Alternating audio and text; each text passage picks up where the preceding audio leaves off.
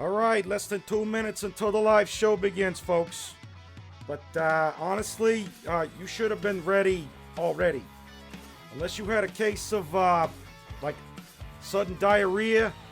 I mean, I can understand that, but otherwise, you should be ready, sitting down for the show.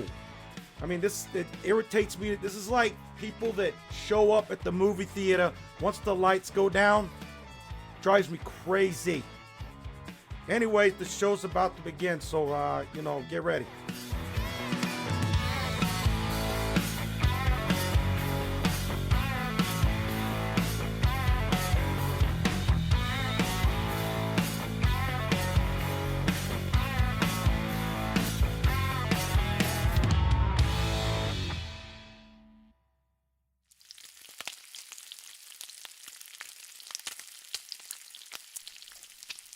Kind of hot in here. Anybody else think it's hot in here? Man, sweaty. Whew. Man, it's hot. Hot. Hey, lass. Wake up, lass. It's time to make the bacon. Come on, wake up. Gotta make the bacon. You gotta make the bacon. Oh my God, I'm late for work!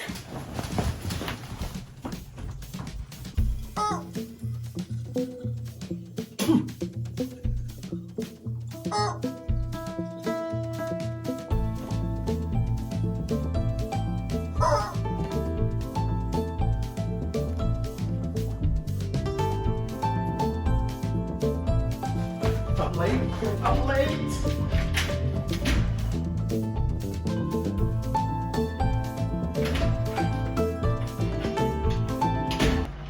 I forgot I don't have a job.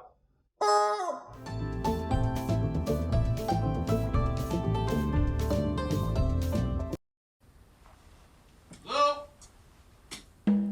Hello? Where's everybody? Get me out of here! Stop playing! Stop playing! I can't breathe. I got asthma. My heart. My mommy! Available now on Amazon Prime.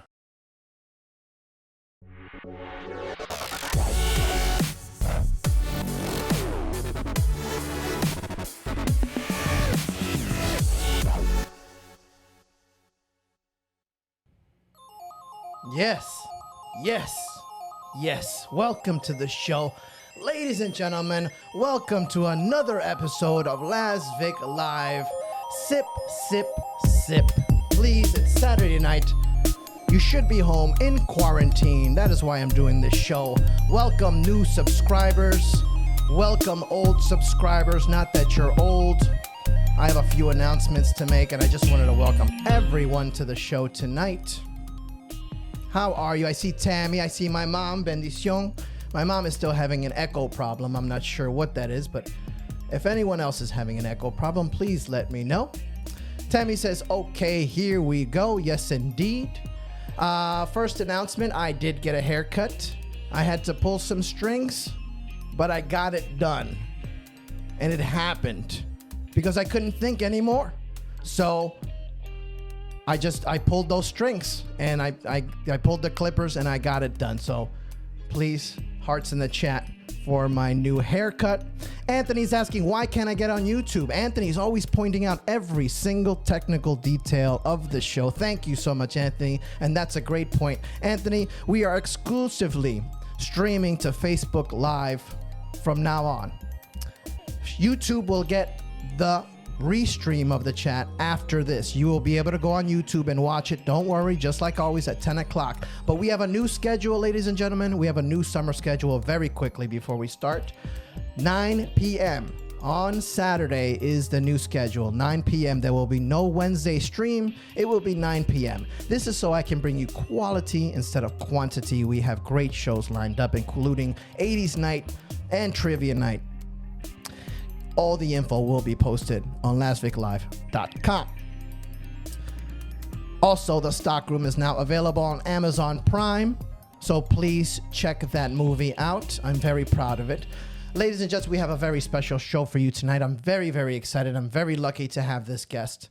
And these shows are just getting better and better, and I'm so happy that I have him here tonight. So without further ado, we're going to bring our first guest. Are you guys ready for your first guest? Let me get some hearts in the chat, please. Hearts in the chat. Thank you. Anthony says, bummer. Anthony, I'm only going to tell you this one time. Shut your mouth. Shut your mouth. Shut your mouth. Thank you, Anthony. Anthony, it's for the good of the show. I am doing things for the good of the show. But of course, Anthony disagrees. He doesn't like change. Anthony doesn't like wearing his mask either. Anthony, I hope you're sitting at home wearing a mask. Now for our first guest, comedian Mr. Eddie Brill. Ladies and gentlemen, please welcome back our good friend Eddie Brill. Eddie, come on out.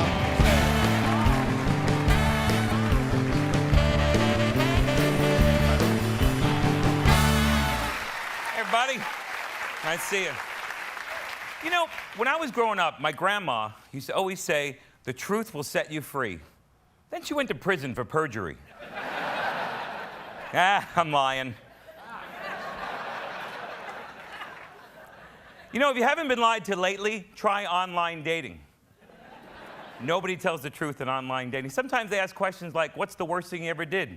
And you can't tell the truth there. Sometimes they, I thought you would know, but sometimes they lie about... Welcome. Oh, that's not Eddie. Hold on. Victor joined us, and, that's what we did. Hi, Victor. How you doing? Hey, what's going on, guys?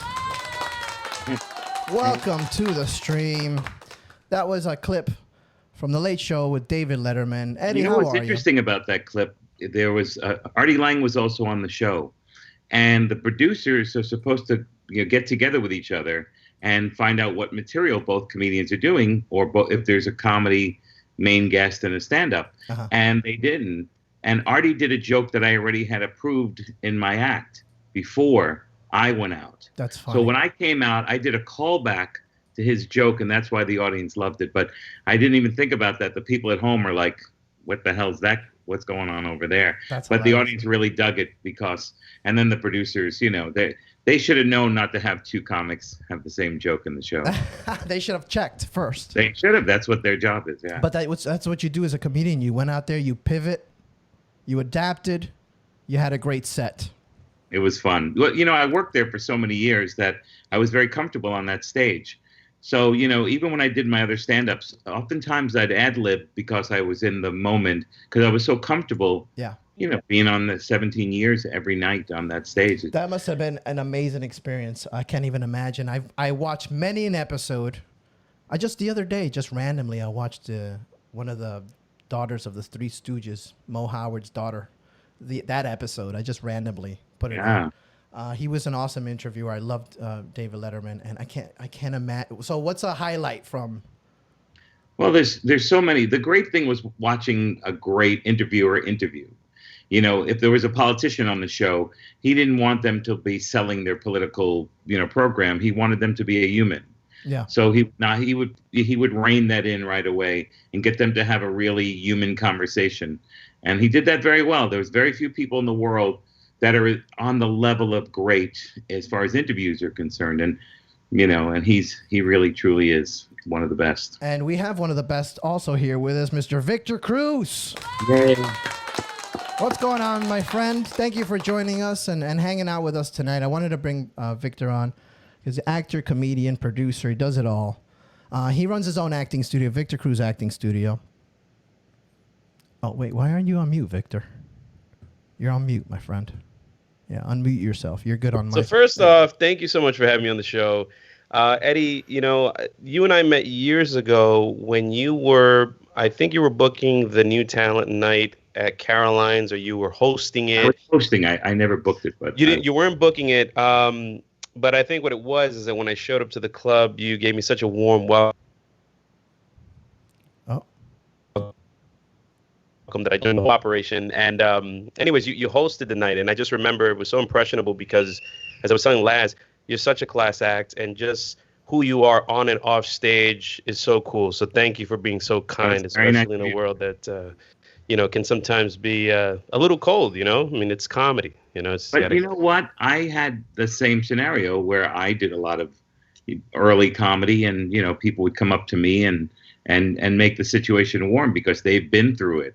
So although you hear that occasionally, there are jerks, any business, but in comedy, I've had so many amazing people take me under their wing and get me gigs and give me great advice and tell me there are no rules. And then, they did that because somebody before them said the same things to them. And that's what you have to do. So on Monday nights at Caroline's, there was these people, I know what it's like to be, you go out there and you're at the beginning. So I just wanted to make it so comfortable for everyone that it was not a competition, that you can have fun, be silly. If people messed up, you still love them, and I think that makes a difference in your early, because I remember some of my early, my first show, I was pretty good, weirdly enough. And then I just sucked for a while. But having good people around made it easy, I might suck now, but comparatively, I was, you need people to come and help you. And I was so happy. For 14 years at Caroline's, I hosted the Mondays. And amazing. So how'd you get started, Eddie? What was do you remember your first gig?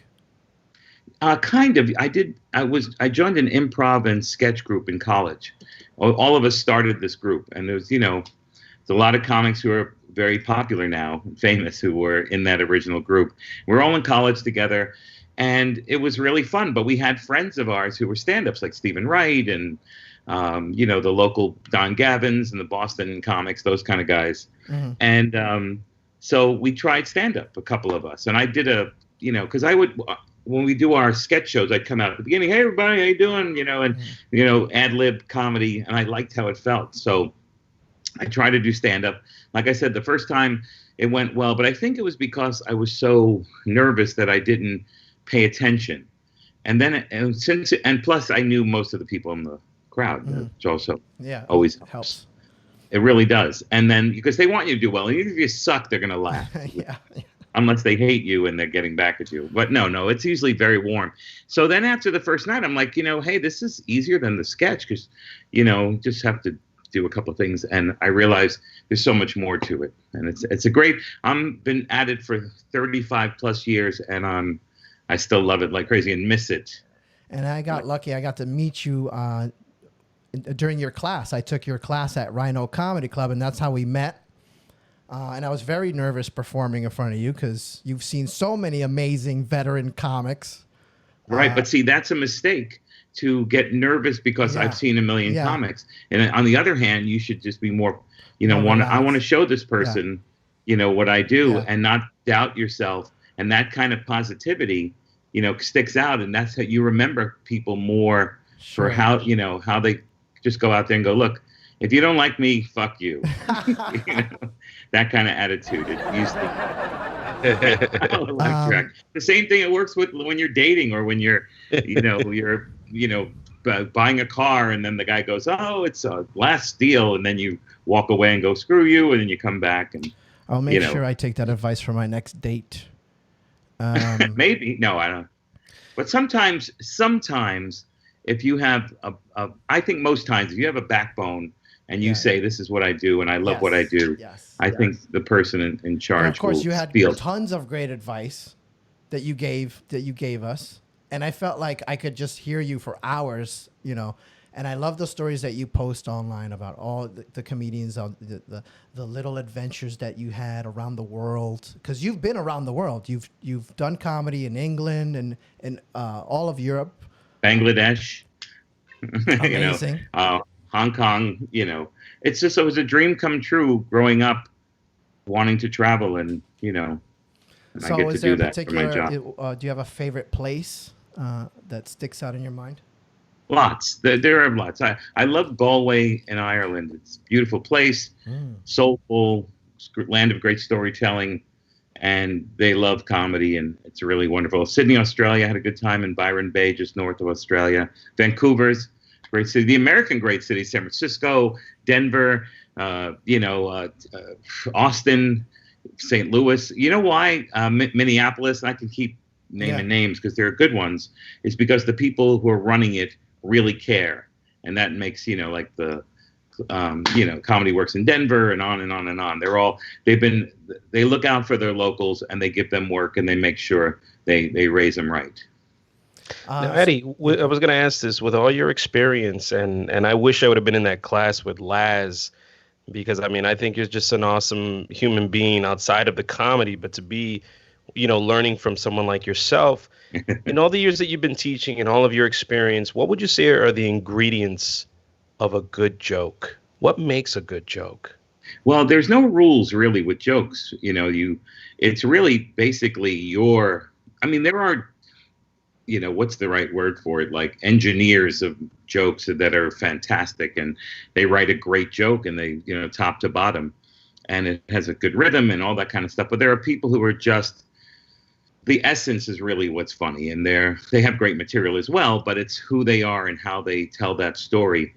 I think like Norm Macdonald, there's no other comic like him. His material is hilarious and dark and phenomenal and smart, but it's the way he tells it, the unique way that he just is himself. So what I would recommend is never try to be anybody else but yourself, because you're the best at being yourself. You get rid of all the crap we've been given in our lives, with politics or lies or religion that is too extremist, or, advertising that's, all that stuff that's piled on. You just get rid of all of that and just be you. Find out who you are and be the most authentic you, and go out there and have fun. And most of the time it ends up working. And then you do it and do it and do it, because stage time is the only way to learn, really.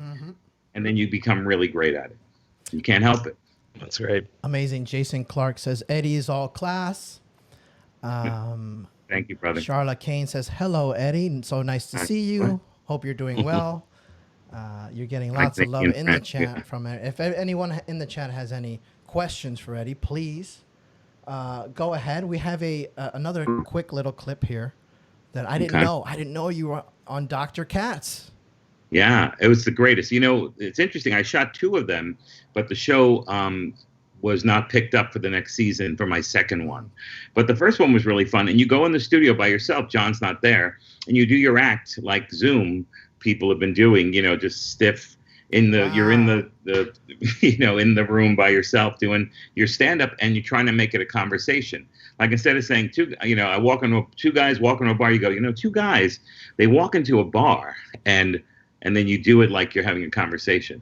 So it's very different. And then John comes in later, fills in his dialogue. Wow, that's amazing. I didn't realize that you didn't do it at the same time. Let's check that out real quick. Doc, I love playing cards. But, all the years I've been playing cards, I never thought about this until recently. What's that, Eddie? What's the deal with the royalty in the deck of cards? we know who the king is, right? We know who the queen is, but who the hell is the Jack? There's no Jack in history. You're never like, I am the Jack of England. There's no, I will meet with all the Jacks of Europe. If I was a 10, I'd be angry. You know what I mean? You're worth the same points as the Jack, but you don't get the nice clothing.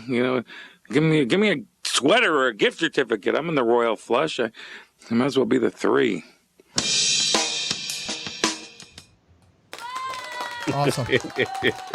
I missed that show. I remember when he used to come on. It was a lot of fun. That was great. It was really, I'm a cartoon fanatic as a kid, so to be not only in I've done a lot of voices in the past, but this was a cartoon of me with 4 fingers. Everyone had 4 fingers, and so that was really good. And also the same people who made the Tom Snyder Company, not the famous Tom Snyder late night host, but Tom Snyder, the producer and the director of that show, or whatever, the producer, he had a show called Science Court on ABC TV, the same Squiggle Vision. So I got to be in, I think, 2 or 3 episodes of that as well. It was, awesome. They're a good company. They were fun to work with.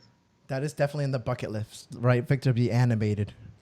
Oh yeah, for sure. I mean, I'm dabbling with animation now and releasing like these small vignettes of a character that's someone very familiar from my own family, my community, and it's been a lot of fun. So I'm enjoying the process. And there's so much technology now that you can actually just do it from home yourself. That I'm having a blast. So yeah, and it's weird. In a week from now, there's going to be even newer technology, and you just have to think it's going to happen. It's going to just show up. Yeah, so what do you think the future of comedy is? Are we all going to end up being holograms in your house? You come over that way? You can't. It could never match what it's like to go to a live performance and to just be there in the moment and be the rhythm back and forth of a comic and their audience. And it's like a mathematical. It's like music. It's like a symphony, and you're there together. So it's never going to. You got to hope that the world's not going to be over. I have a good feeling that we're going to do, the thing's going to end eventually. Hopefully we're still alive. Yeah. And then people are going to be back in the clubs and laughing and spitting on each other. Yeah. Whatever we want them to spit takes. on each other. We want that closeness, especially as comedians. Go ahead. Eddie, I was going to ask you, you opened up your own comedy club at some point. It was back in the 80s. You had your own club. It was called the Paper Moon, I think it was. What was it like to open up a club? I guess this is a 2-part question. What was it like for you to open up your club? And I guess 2, what do you think might be a good solution for the current sort of situation with comedy clubs now, trying to figure out how to stay open or how to continue operating during the pandemic? Well, the first part of it is, a friend of mine, I had quit stand-up after college and, did some advertising and writing and stuff like that. And I was lying for a living and I missed telling the truth for a living. So my window to get back was a friend of mine from college. We were in this college comedy group, I told you. And he said, hey, do you want to, book a comedy club? I'm working upstairs as a waiter at this restaurant upstairs, and I'll do it with you and we'll produce these shows. So, guy Joe Mauricio, very funny, great actor, my class in college. So I got working there and I started booking, and then he started doing something else and I took over. Like 84, we came in, 85, beginning of 85, I took over. And I just booked the best comics in the world. And I'm booking, Bobcat Goldthwait comes in and Jake Johansson comes in and Paula Poundstone and Brett Butler and Dennis Leary and, Dennis Miller. And they weren't all that famous then, but they, Wendy Liebman was a young comic. Adam Sandler was going to NYU. This was in the NYU neighborhood, 2 blocks from the Cellar. So I was bringing in great comics, and eventually it got to be too much because I was a comic and I was traveling around to Europe and it's hard to keep it booked. And I gave it to Barry Katz, and he turned it into the Boston Comedy Club. Oh, wow. That's so crazy. Oh, wow. That's where the Paper Moon was. I didn't realize that. Victor bizarre. and I both worked there for many years. I started my comedy there. I started there too. Started, and then the owners got greedy and they moved the comedy upstairs, and it wasn't as great. We would sell out every Friday and Saturday. It got pretty well known that there was 120 seats. You better get in there because incredible comics are going to be performing. So we were, it was really great. But then they moved it upstairs, and the room had to be changed. But it's great to be part of the legacy because it became Boston Comedy and whatever it became after that.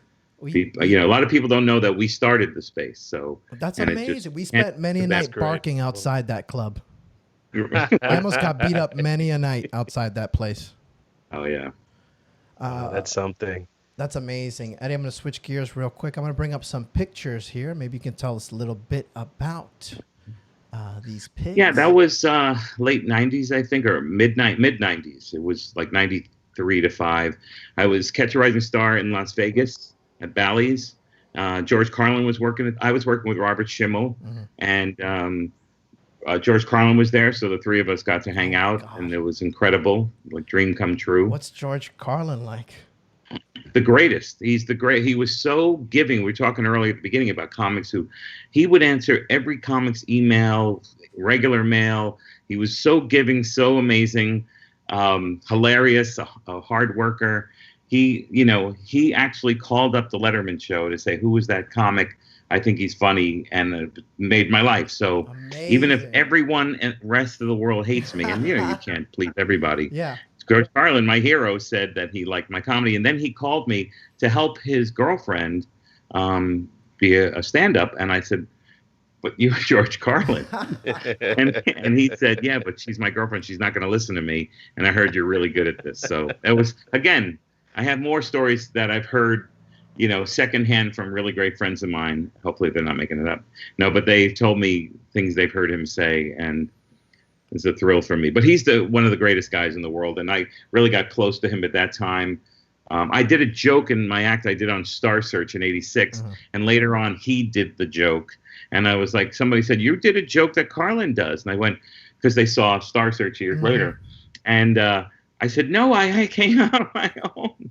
So I met Carlin in Vegas, and I told him the story that I immediately got rid of it out of my act the minute, I heard you do it. And he goes, well, look, I didn't write that. Somebody sold it to me, and I thought it was a phenomenal joke. So can I shake the hand of the guy who wrote that amazing joke? Wow. And I was like, couldn't get better than that. And so I didn't do it. He said, you're smart not to do it because everyone's going to think you're ripping me off. And meanwhile, I'm ripping you off. He's laughing and kidding. And then the night he died in 2008, the next night I was on stage and I did the joke for him. And I called Kelly Carlin, his daughter, and she said, no, you do the joke. Oh, wow.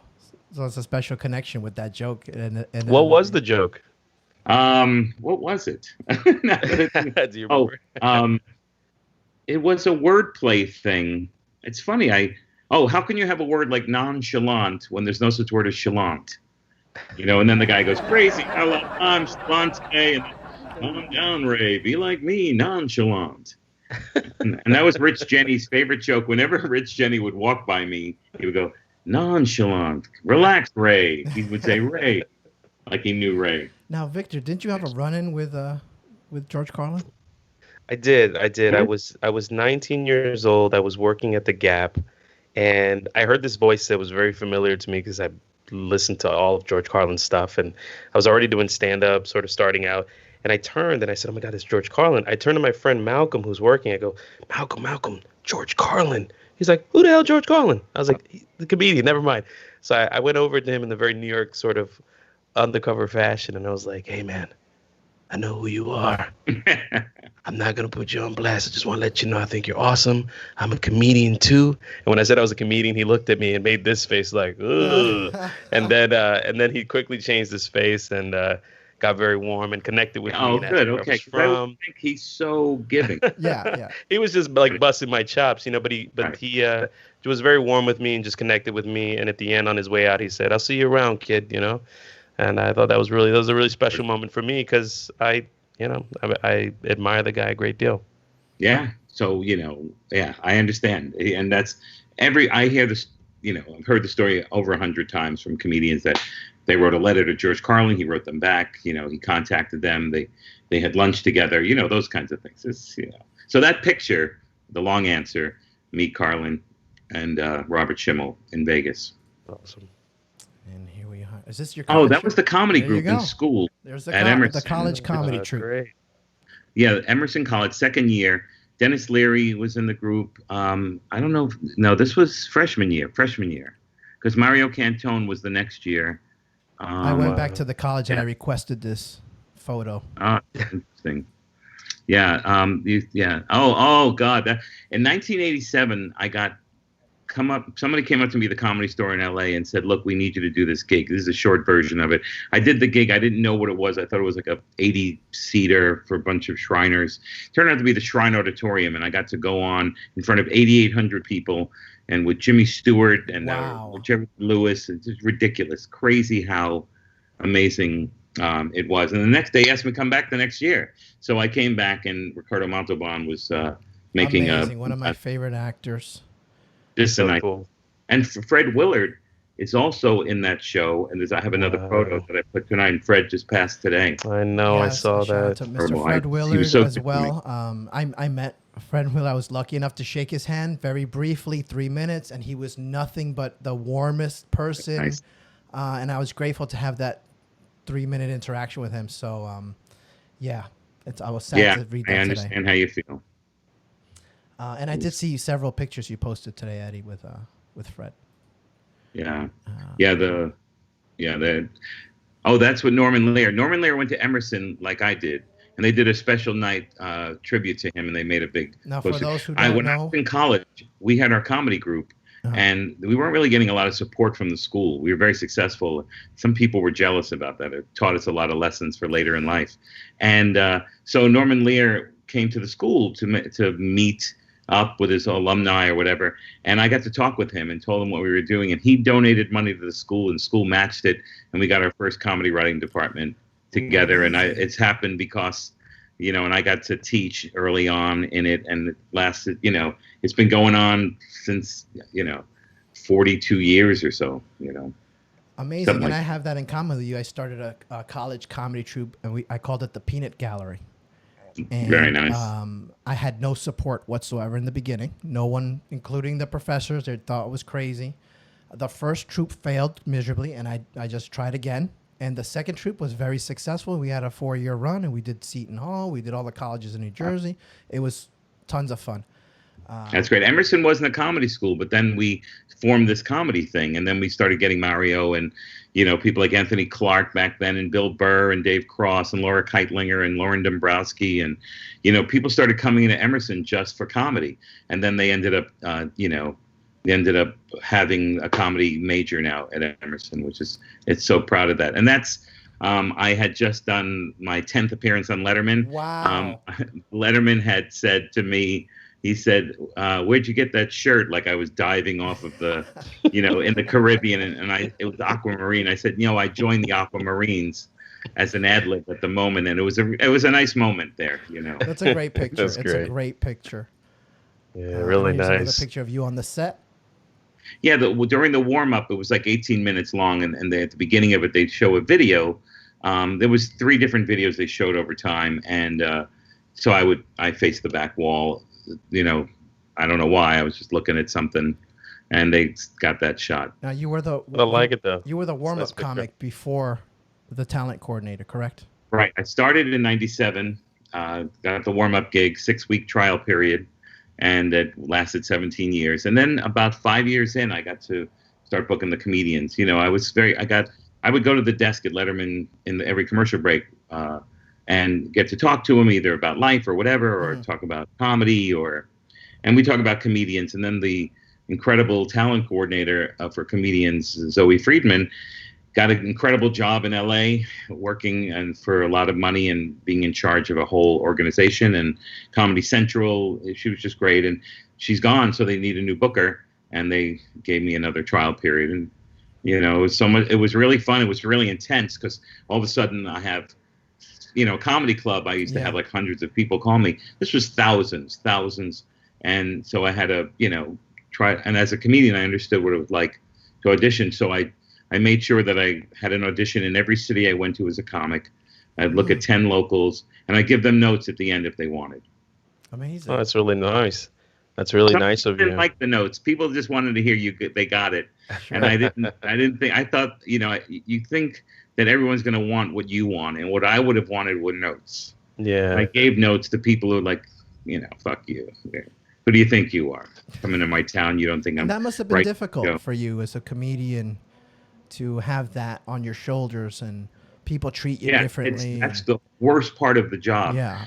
That you only have, say, 18 spots or 22 spots, and there's like a bunch of regulars that are in there, and you got to keep finding new talent and put people on, and put days for comedians on. And it's just. And there were a lot of people who were great that I couldn't put on, who were right for the show. I didn't get the chance yet to put them on, and people who were fantastic who weren't right for the show friends of mine that I had to.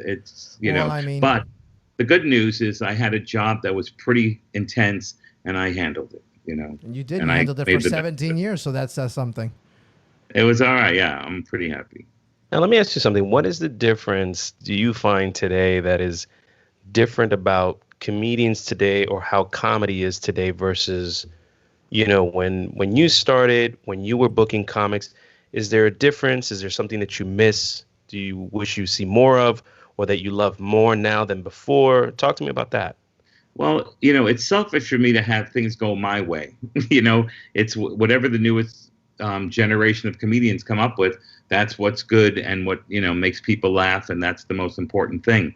I love the internet is the big difference, doing this where, in a pandemic, imagine this in, 1999, right. We'd be mailing each other letters, about jokes we wrote, or, we wouldn't even be able to go out. Things change, but the bottom line is funny.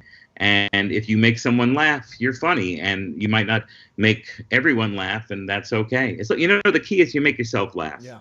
That's really the key, and you have fun doing it. But as far as really getting down to what, in the past, if you were a great joke teller, great joke writer, you would do well, but sometimes you wouldn't be that successful. And someone who just whistles and bells would come in, and you'd be like, oh man, that person's just jacking off on stage and they're popular. But you know what? That person figured whistles and bells was going to get them somewhere. Mm-hmm. They got them somewhere, and they're not looking back and pitying you.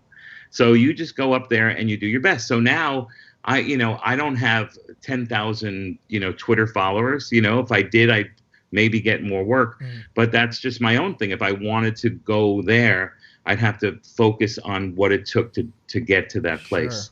So, you just have to, and my stand-up's never been better for me personally.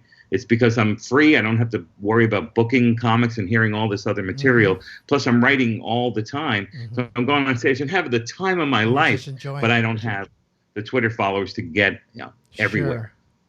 Yeah, it's really changed and quickly because, Victor and I came from both worlds, the analog and the digital, so I remember mailing out headshots when they only took black and white.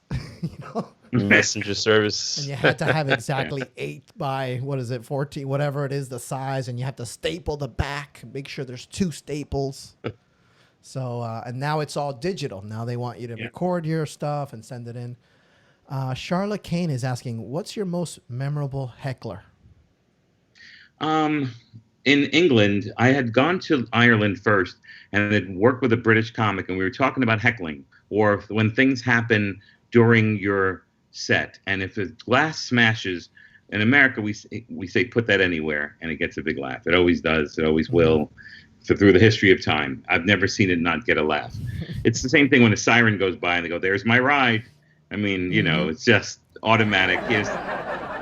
Even the laugh track. Even the laugh track's going, yeah, I get it. I see what you're saying. Yeah. So I'm in there, and I asked the British guy what he said, and he told me, sack the juggler, we say. And I was like, oh. And he says, yeah, fire the juggler. Fire the juggler. Because that's why the noise happened, because he dropped his juggling equipment. So anyway, so the next week I'm in London, and I'm on stage, and it's just going well. And for some reason, some guy teeters and drops 6 beers onto the ground, smash, and I just, without even skipping a beat, I said, sack the juggler. And the crowd went, roar, like I had just hit a home run to win the 7th game of the World Series. I've never heard a laugh like that. They went nuts. And to me, I was laughing harder than they were laughing because, they were They were I didn't mean anything to me a week ago, and the more they laughed, the more I laughed. So funny. So in between shows, I was telling a comedian, a friend of mine, about Sack the Juggler, and he laughed. He said, what happens if someone yells, "Hey, you're fat"? Because I'm a big guy, but I was really big. And I said, in America, we say, at least put that anywhere. No, if they say you're fat, you go, well, at least I'm good looking. I'm not an ugly prick like you, or something like that. So I asked him what he said, which was even funnier. So now I go out to the second show, and their second show starts at midnight on Saturday, and I'm on at 2 a.m. because I'm the American. I'm, taking the fall. And I go out there, and it's going really well. I'm on at 1:45 in the morning, and the crowd's going nuts. And all of a sudden, the guy yells out, "You fat bastard!" Because I guess he lovely childhood or something. Anyway, I said, my friend's line, which is, that's because every time I fuck your mother, she makes me sandwiches. And wow, and the audience went nuts, ballistic again.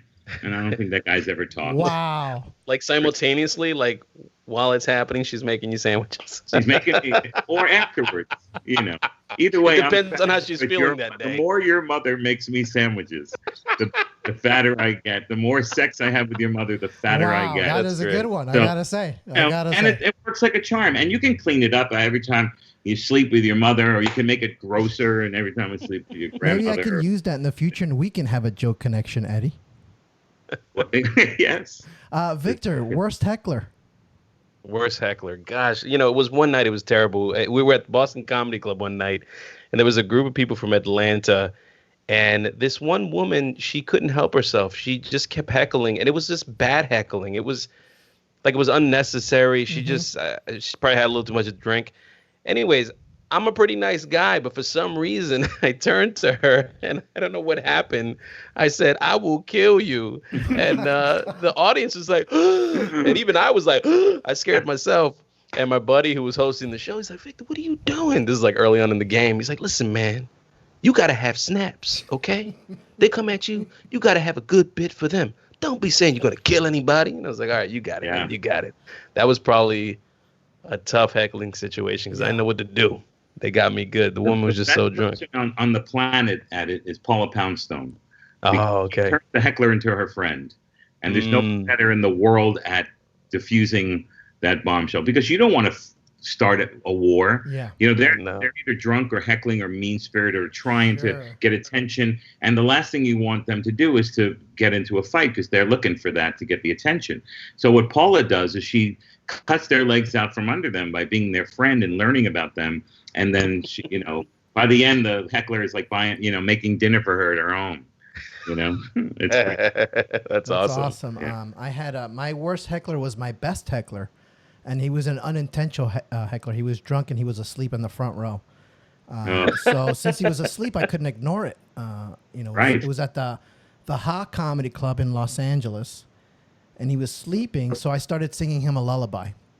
And miraculously, he woke up in the middle of it, and I then said, "This is all a dream," and it was great. It was a great bit. It just came out. It was an improv bit. It was awesome. Everybody stood up and roared with laughter. He was very confused.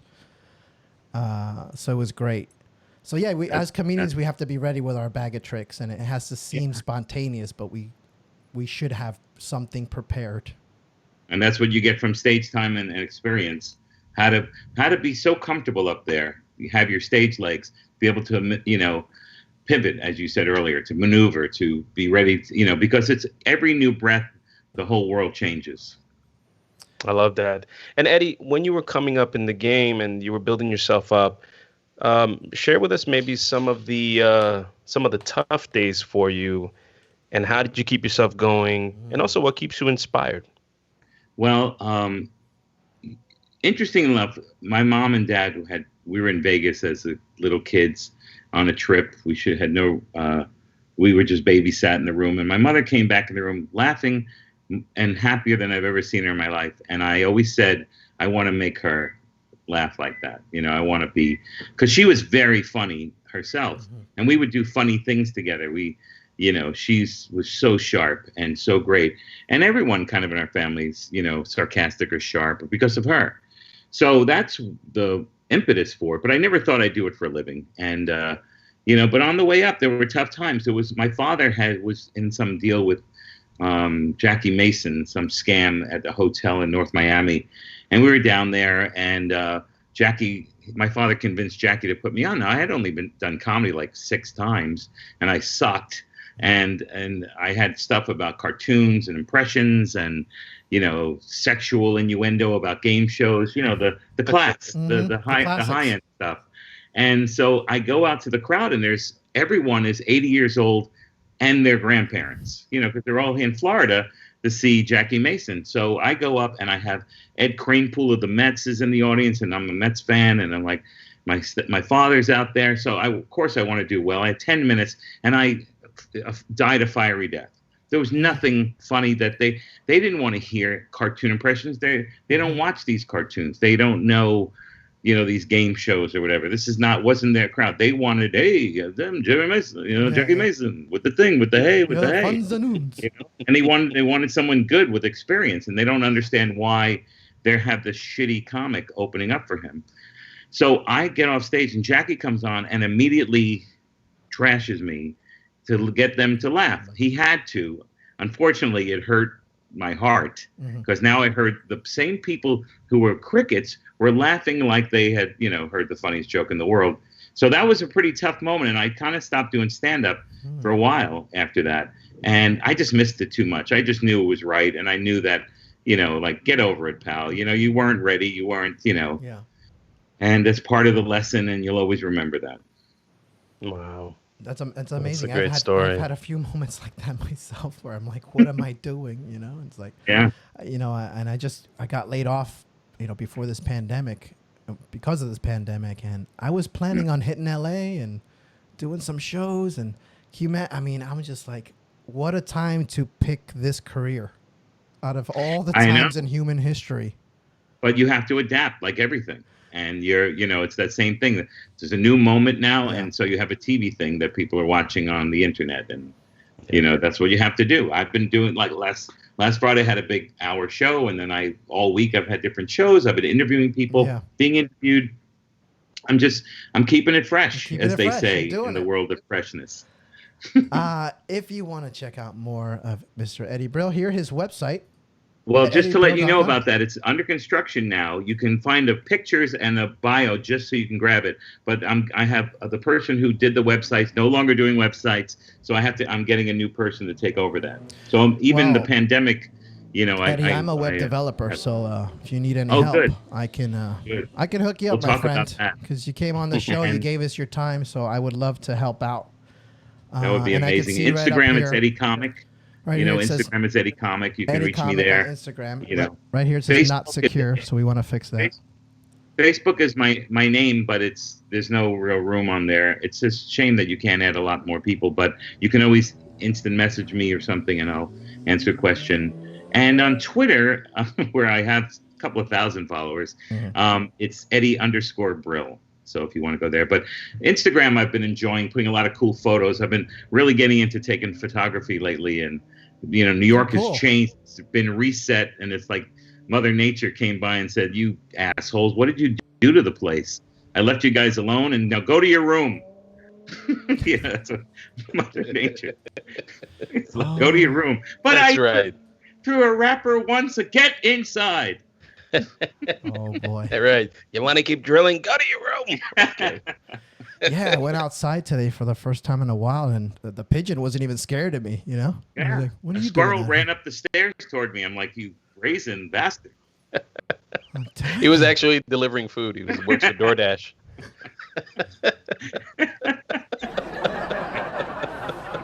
The whole crowd's going nuts. Yeah. I have to provide my own laughter now. I see 4 of us. I see, I think I see Victor twice. Yeah. Because of how the system is set up, but the way the people are watching it is just 3. Yeah, the way people are watching is just 3. Trust me. Noodles. Ooh. German Cafe tells customers to wear pool noodles to enforce social distancing. Yeah, the Chancellor of Germany has her money in pool noodles. That's right. What do you think? That's it. Would you wear one of these? I do. I'm wearing one now. I'm sitting up on one. I thought that was a great. I thought that There was a was great no room little in the story. Zoom fund, so they went for Right. They had to go for the Tubes. noodles. I swam with noodles. They're fun, Yeah. to swim So I without thought them. that was but- a fun little story to bring up to the chat and see what the chat thought. Thoughts, chat? Would you wear a pool noodle for social distancing? How would you utilize the pool noodle? I'm trying to pull up another article here. The problem is you got to carry it with you. It's like being a tuba player. You can go to all the gigs, but you got to carry the tuba. Grab the piccolo and you can put it in your pocket, and then you get the gig and you don't have to get a cab or a bus. Wow. The best business to get into now is to create the bags that those noodles go into. Oh yeah, there you carry go. them around like yoga mats. Oh, we're not comedians anymore. We're entrepreneurs. So what do you call entrepreneurs? Right, exactly. Entrepreneurs. That's Entrepreneurs. I've always That's had it. trouble with that word. I love words and I love language, and as Carlin said, Entrepreneurs. but entrepreneurs, I have to. Every once in a while, I'm like entrepreneurs. You idiot! Can't help. That's When one. you were saying it, I thought it was like a variation of entrepreneurs. I thought it was like another way of like a new version of an entrepreneur, especially Right, during this where pandemic. where they come in at the entrance, Yeah. the entrepreneurs. Yeah. It's when they come in right before the sale. Right. Yeah, Exactly. that's what I it was is. mispronounce words like giraffe. Like, look at the giraffe. Yeah. I speak in 1940s Bugs Bunny for some reason. There was a friend of mine who I'm trying to think of the monkey family. Instead of orangutan, they called it orangutan. They called it an orangutan. An orangutan, I like that. Yeah, and now I call it orangutan. I had to Yeah, I'm remember gonna what the adapt original that. name was. That's some. Please It's a adapt giraffe. Please, let's call that. Yeah. And piano. Great. I say piano. Piano. Oh, piano, won't you? You can't really see here, but a South Carolina restaurant is using dressed up blow up dolls to fill empty tables for people to maintain safe social distancing. That's And then smart. they have That's people smart. to have sex with afterwards. And then you can have sex with it when you're done with your meal. That's a good point, Yeah. Eddie. Thank You you. just have to wipe it down after. Isn't that nice? I might even Yeah. kiss one, he says. Wow. I think he's serious. Yeah, go Rob. He looks serious. So I thought Yeah. that was a nice story. I'm sure it'll be fun. Look, it got us talking about it, so people will probably go and see what it's like. That's a good idea because you don't have to keep telling people, "Excuse me, I'm sorry, we need this area empty. Social distancing. Sorry." Yeah, so I Just thought we like to still bring cut up It'd be these. creepy if you found the guy talking to them. Right. Then there's the one person just talking to the blow up doll. Yeah. We like to keep it positive here on Last Week Live, Eddie. Right. As you can see. Always positive. Last story for the night, ladies and gents. And this is a positive one. Headspace is now free for people who are unemployed in the U.S. So this is an app that is a meditation app. It's good for people. Lots of people are home and stressed and, with their kids and relatives. This is a free app. They just made it free if you're unemployed. So check it out. It might be helpful for you. You might find it helpful and relaxing. So Is check it that out. easy to download, easy to find? might be the because that most will stressful create part, yeah. frustration. That Right. You want a stress-free you're meditation app. Yeah. By the time you get to it, you're like, screw this app, and you break your phone. You're right. Yeah, you're because right if You about have to get into a bowl full of jelly first, and then lay in the bathtub full of feel really fun, and then you put on the app, and so that there's no way you can ever be angry unless you hate jelly or That's right. you know, Some beef with jelly. And yeah. I'm beef so sorry. jelly. This That's is the not word. for Android, so iPhone only. It's not for I'm just Android. kidding, See, I'm I just have an kidding. Android. I'm already stressed out. Yeah, I'm stressed for you. So Anthony has been relentlessly saying in the chat that he was my heckler. Yes, Anthony, thank you. That's how I met Eddie. Let me explain. We have a super fan in the audience named Anthony, and we met. He was my heckler, and he came to so many shows. I shut him down the first show. So after that, he didn't heckle me, but he would come to so many shows that one night I just got drunk and asked him for a ride home, and instead of taking an Uber, and we became good friends. So shout out to Anthony for taking me home that night, not murdering me. Anthony, I'm only going to tell you this one time. Shut your mouth Shut your mouth. And Shut your mouth. There you go, Anthony. I have acknowledged you. I hope you're happy now. I have to do this, Eddie. I mean, this is nonstop. I understand. Is this Eddie- up for the Rhino? Is this where he was heckling you? yeah. Is that when No, was he heckling heckled you? me for the first time. I was at the Meadowlands The first Hotel time. in Secaucus. The I Meadowlands can't Comedy wait Club. to go back to the Rhino. I've been there twice. One of Oh the my best God. clubs in the world. And I've told a bunch of my friends, and they're all chomping at the bit to work that room. So perfect. Yes, shout out to the Rhino Comedy Club. I miss it so much. It was my home away from home. I miss Maria. As Maria you know, Val, I didn't know the she best. was my college professor, and she was my theater professor in college. It's so great. So yeah, I hope she gets back in business soon. So shout out to her. Any final thoughts from the chat, guys? Any final thoughts for any any comics that are up and coming? Any advice for this stressful situation? The key is really to go make it a job and go to your job each day, 4 days a week, 5 days a week, and put in the work. Whether it's writing or creating or drawing or whatever you can do, and do a whole bunch of different kinds of things just to keep the muscles going. And that's the key. You can spend a lot of time being negative and go, it sucks, because it does. But you can also take that energy and feed it into something creative. And even if it's dark, that's okay. You need to get that out, and it works out pretty good. I do have one plug, if you don't mind. Yes, I have 3 different podcasts, but the one that we've worked really hard on, it's a video podcast on YouTube called OG Talk. OG for Organic Grill Restaurant. Okay. It's a phenomenal restaurant that unfortunately is closed. And we've gotten a bunch of celebrities to come in and talk about life and passion and the compassion. And, we've had people like, Colin Quinn and Artie Lang and Judy Gold. And we've had Love Judy. Bobby Ojeda of the Mets. And we had Cindy Shu, the anchor person on the news. We had John Joseph from the Crow Mags. I mean, it's a mixture of some of the... We have 25 great interviews, and then we've just interviewed we're interviewing somebody from Sepultura next week, and I mean, we've been getting a lot of incredible wants to interview. So please, if you can go to OG Talk and subscribe, it would really help us out. We're just trying to monetize it, and that's how it'll really help, because we're very proud of it. So I appreciate you letting me say that. OG Talk. Check out Mr. Eddie Brill. You can find him. I will post his links in the show's description. And gentlemen, I want to thank you both for coming on the stream tonight. Eddie, Victor, thank you so much for sharing your knowledge, hanging out. And you guys are invited back anytime, of course. Eddie, anytime you want to come back, plug your shows. Even if you want to come on, just plug and leave. You can do that. Big applause and hearts in the chat for these gentlemen.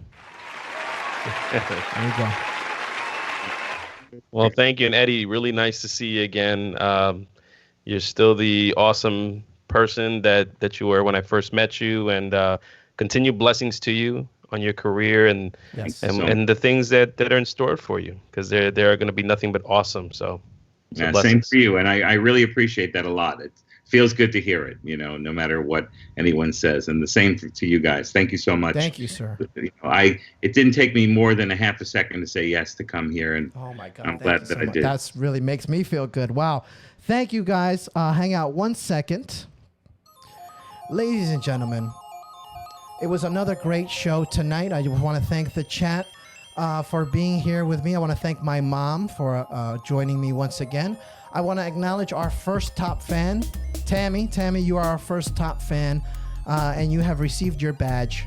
I have no control over this. The system sends me the top fan, and Tammy's well deserved. I know Anthony's very upset right now. Anthony, please don't be upset. You will get your top badge soon enough. Guys, we have a new schedule. Remember, Saturdays, 9 p.m. from now on, we are streaming exclusively to Facebook Live, and the rebroadcast will be on YouTube right after the show. So please check us out, 9 p.m. on Saturdays. Every week, weekly, we will be here, Las Vic Live. One more time, hearts in the chat for everyone who joined us tonight, and I will see you on the next episode of Las Vic Live.